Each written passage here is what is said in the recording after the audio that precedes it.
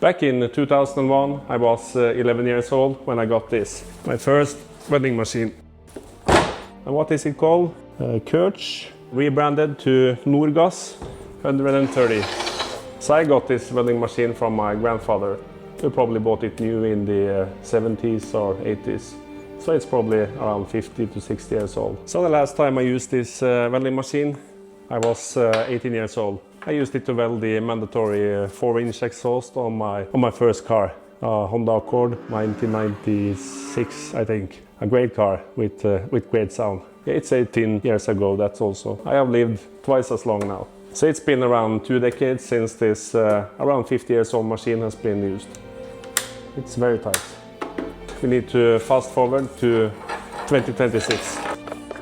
So this right here is what a welding machine can look like today. But please, just a quick announcement. This video, it's going to be quite expensive. I needed to buy a new socket for the welder, and it was probably around $2. Just kidding, it's going to be a quite expensive video. I have spent probably 2, maybe 3 weeks making this. But to help me out, I got a little sponsor for this video, and the brand is called Wolfbox, and they make this. This little fan spins around 110,000 RPM, and it puts out an airspeed of 210 miles per hour. It has a battery indicator and a USB-C for easy charging, and you can easily take it out like so. So this is a quite heavy box. So let's see if we can thrust this. Yeah, around 220 grams. The kit also comes with different nozzles, a USB cable, a bag, and some brushes.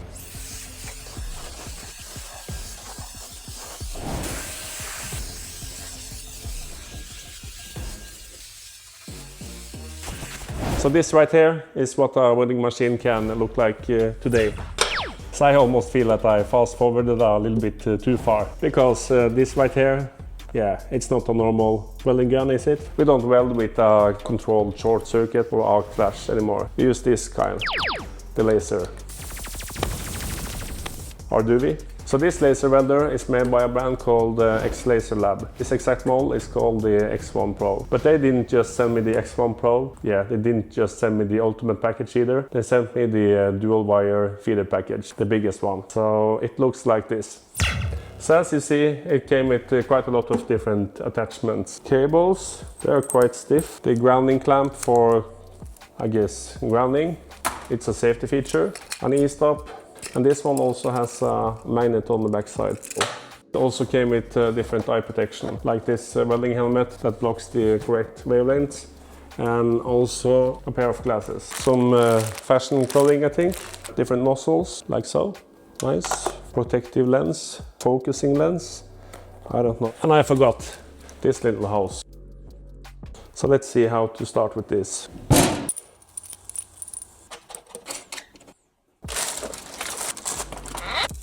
It's a nice and thick cable. It's high-tech.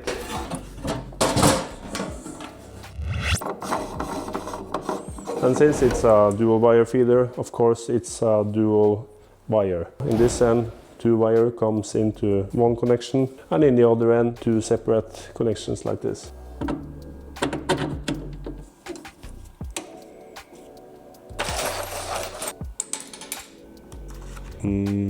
Atomic, energy levels and transitions. Let's try installing some wire. So this is a 0.8 millimeter. It's a 2-inch spool, I think. It's around 50 millimeters. So yeah, I can already see that this is a little problem, because the wire is going in like here. That means the spool should be all the way out there. This is the braking mechanism, so it needs to be attached here. A quick fix will be to print a little adapter.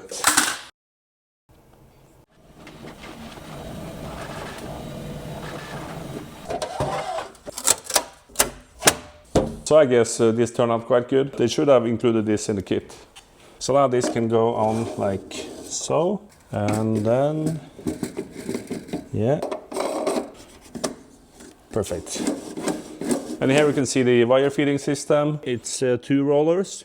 So I think this will give quite a lot of grip on the wire. So this is a 0.8 millimeter. This is not the correct one. But luckily the kit comes with quite a lot of these rollers. Okay, it doesn't come with a roller for a 0.8 millimeter. And that's a bit strange because in the manual 0.8, 1 millimeter, 1.2 and 1.6. So I guess that's only for the normal wire feeder and not the dual one. So that's a thing to remember. So of course that means that I cannot use the 0.8 millimeter wire.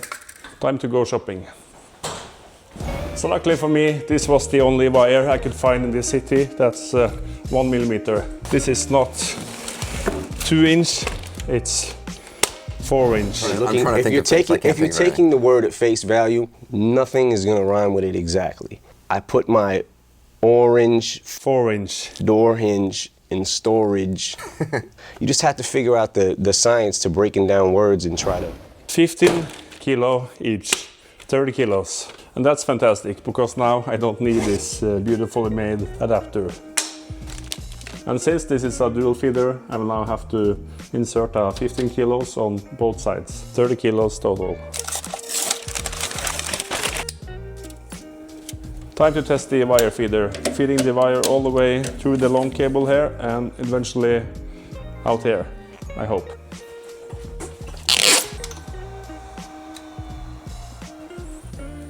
Yeah, so that's not super fast, is it?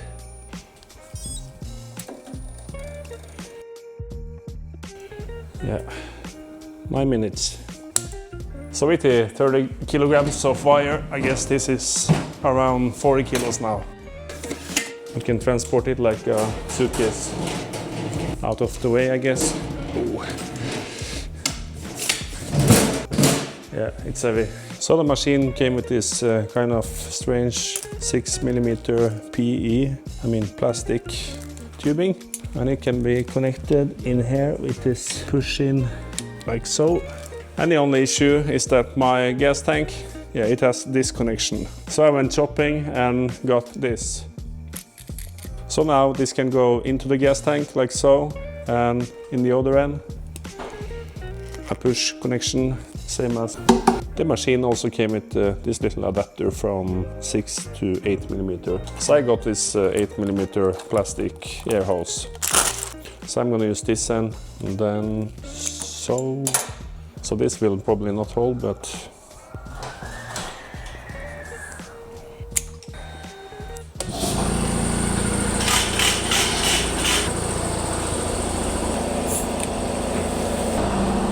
so let's figure out if this is safe.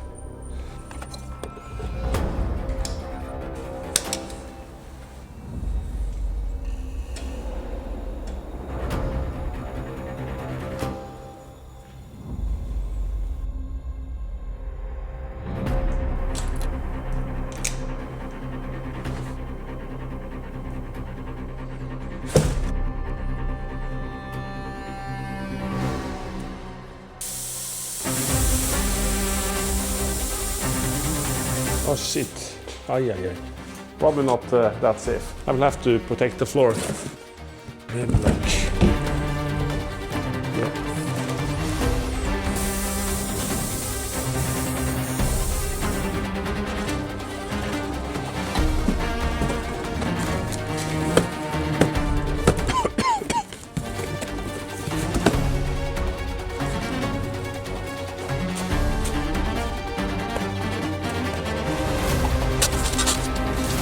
So let's test it on some metal.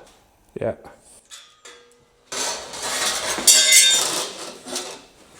So I'm gonna have to remove this one because if not,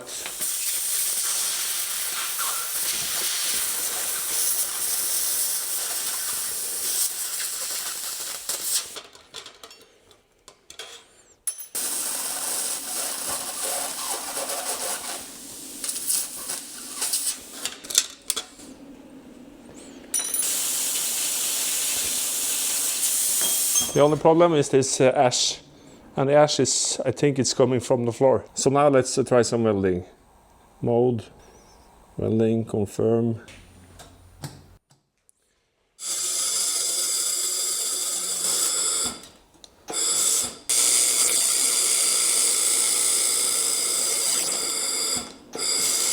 I'll try to increase the swing. So now the swing weight is set on 4mm.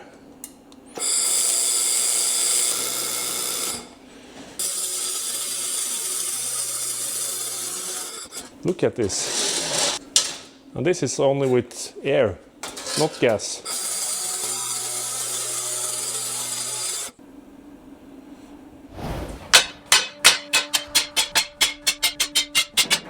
So to test the laser welder doing actual welding, I'm gonna make something useful. So I have spent a couple of minutes in Fusion 360 and also maybe 5 minutes cutting up all this. So let's make something.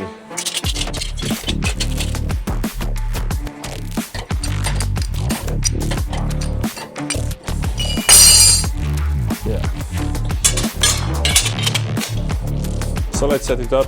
Welding, confirm. This one is a little bit suspicious, isn't it? I'm gonna change it to carbon steel and it's about 4mm, 3.5. I'm gonna set the swing width on 5mm. I think it needs a little bit more because I'm using the dual feeder with the 2 times 1mm wire.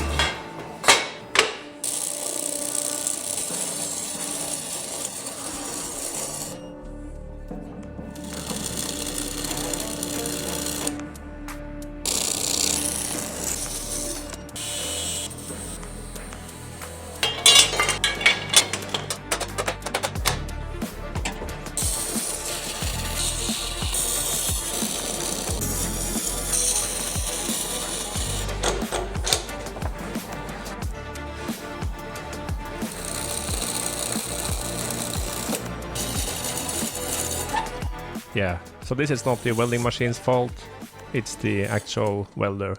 I learned later on that you can set different parameters. A quick tip is to increase the time the laser is beaming after you release the button. This way the laser can burn off the wire without adding new wire. And also you can set it to retract the wire a little bit automatically after you release the button.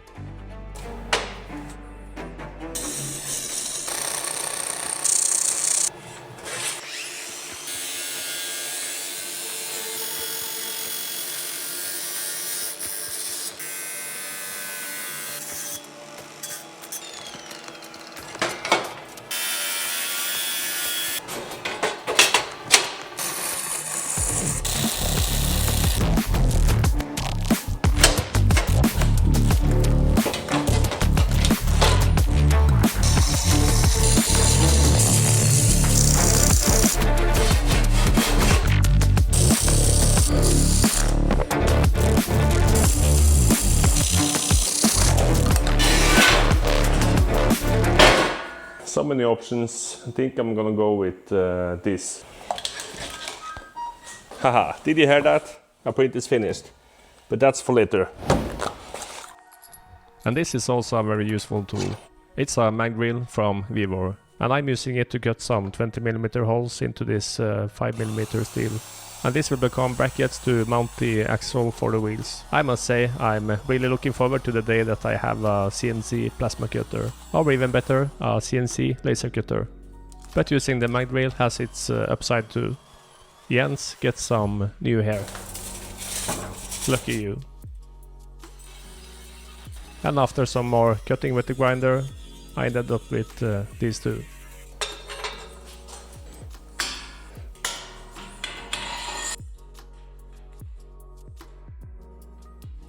Just checking if it's on. Yeah, I didn't see that. Still kind of figuring out the technique.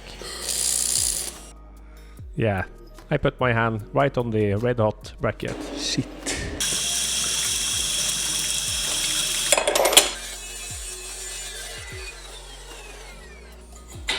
And with things like this, the laser welder really shows its strengths.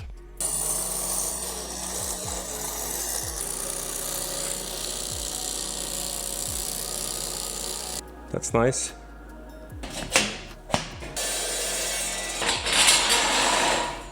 So I will of course change this to a locking nut, but for now this will work. Yeah, that was an expensive cut, all for good content, I guess. And as you probably can see, the laser welder isn't that great at filling up the larger gaps, but still, this will hold.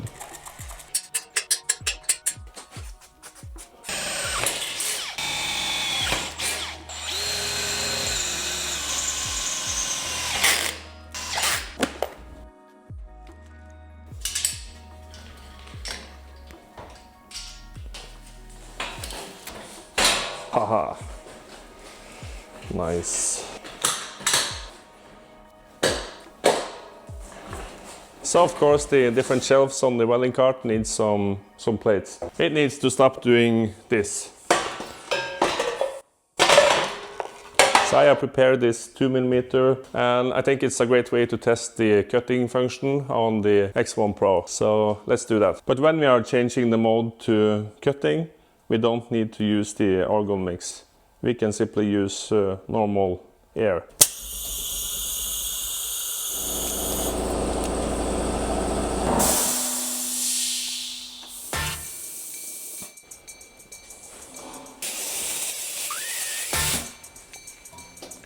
Need to turn up the power.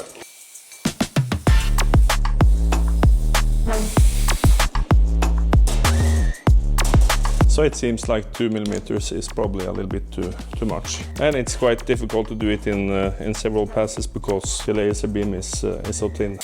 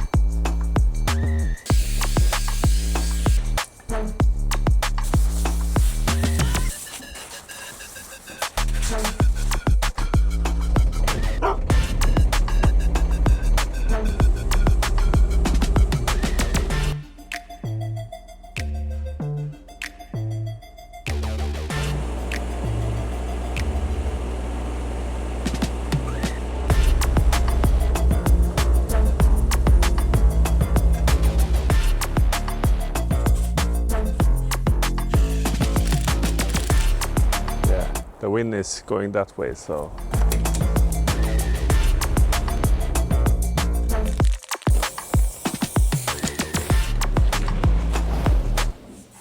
Nice.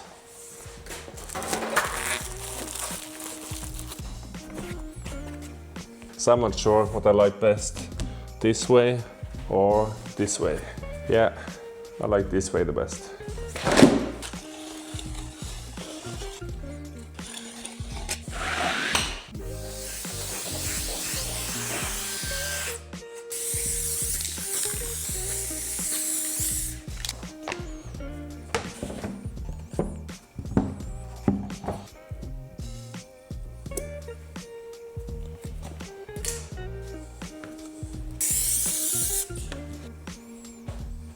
Yeah, so this turned out quite nice, didn't it? But I want to do something more. I'm thinking I want to add some plastic protection or design elements on the sides. And I have all this laying around. It's a bunch of polycarbonate plates, 4mm, from after when I made the bench for the 3D printers. So I'm thinking I want to make something fancy out of this. I'm gonna use my little friend here, the X-Tool P3. A nice little machine. So polycarbonate plates are not ideal for this kind of laser cutting, but this thing will handle it anyway, so.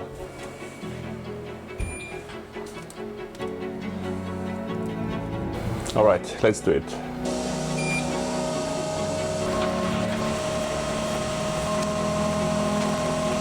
It's a nice feature, this, that you can see inside the laser cutter from the monitor. This is the side view, and here is the front view.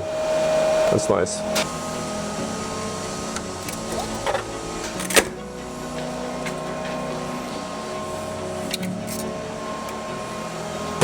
So I ended up printing quite a lot. These ones are, of course, cable hangers, handles for the gas bottle, and also for the gas bottle for mounting it. And these ones, the adapters. So, and now the plastic covers are finished also.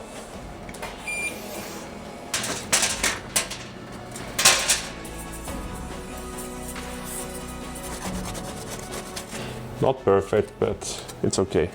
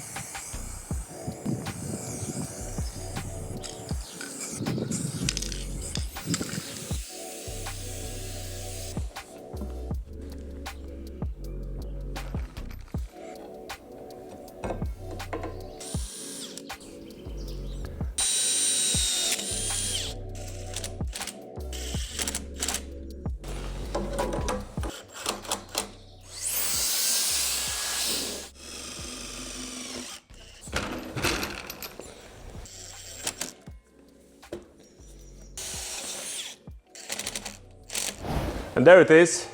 I think it turned out quite good. So it moves around quite easily. Yeah, I guess it's around 100 kilograms in there. This one alone is around 40 kilos, probably 20 or 15, 60, 70. Yeah, it's probably 120 kilos or something like that.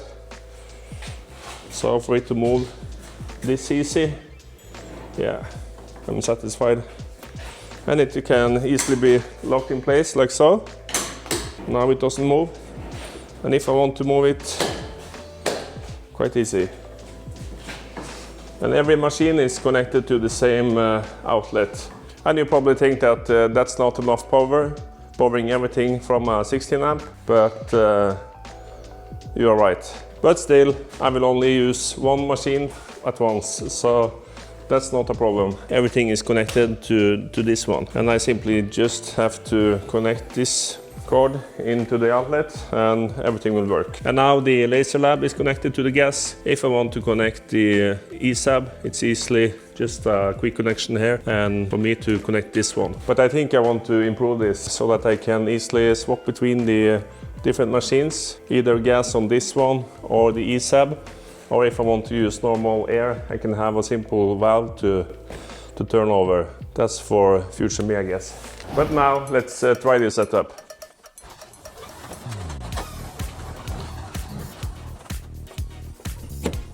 Because I have this laying around. It's my first welding table. I'm gonna use the air for this.